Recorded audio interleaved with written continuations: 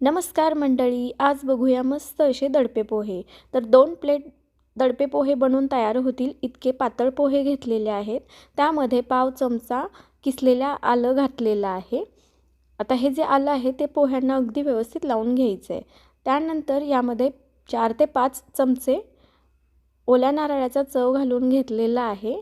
त्याचबरोबर एक मीडियम साईजचा कांदा बारीक चिरून घातलेला आहे। चवीप्रमाणे मीठ घातले आणि आवडीप्रमाणे साखर घालायची आहे। साखर ऑप्शनल आहे। त्यानंतर 1 ते 1.5 चमचा होईल एवढा लिंबाचा रस घातलेला आहे। तर यामध्ये आपण जे आलं वापरले त्यामुळे ह्या पोह्यांना एक छान टेस्ट येते। आता हे सर्व जिन्नस पोह्यामध्ये व्यवस्थित असे मिक्स करून घ्यायचे।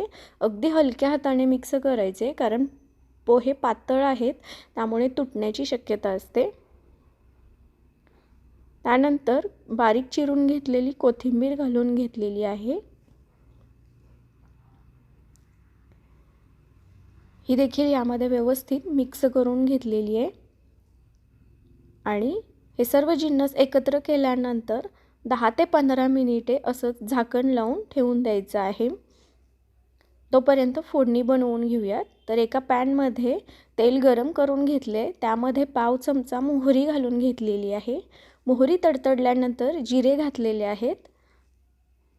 त्यानंतर काही कढीपत्त्याची पानं घातलेली आहेत आणि थोडे शेंगदाणे घालून घेतलेले आहेत। आता शेंगदाणे फ्राय होईपर्यंत आपल्याला परतवून घ्यायचे आहेत।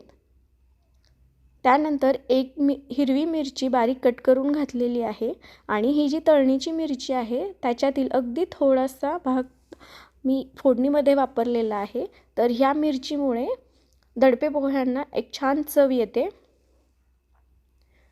आता ही आपली फोडणी तयार झाली आहे, ती ह्या पोह्यांमध्ये घालून घेते। तर फोडणीमध्ये तुम्ही चिमूटभर हिंग आणि पाव चमचा हळद देखील वापरू शकता।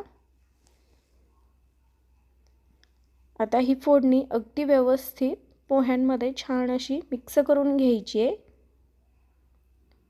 तर आलं आणि ही जी तळणीची मिरची वापरलेली आहे त्यामुळे ह्या पोह्यांना छान चव येते। आता हे 5 मिनिट असं झाकून ठेवणार आहे। त्यानंतर आपले दडपे पोहे तयार झालेले आहेत। आता याच्यावरती गार्निशिंगसाठी तुम्ही बारीक शेव आणि डाळिंबाचे दाणे देखील वापरू शकता। तर मस्त असे आपले दडपे पोहे तयार झालेले आहेत। रेसिपी कशी वाटली हे मला कमेंट करून नक्की सांगा। व्हिडिओ आवडल्यास व्हिडिओला लाईक, शेअर आणि चॅनलला नक्की सबस्क्राईब करा। व्हिडिओ बघितल्याबद्दल धन्यवाद।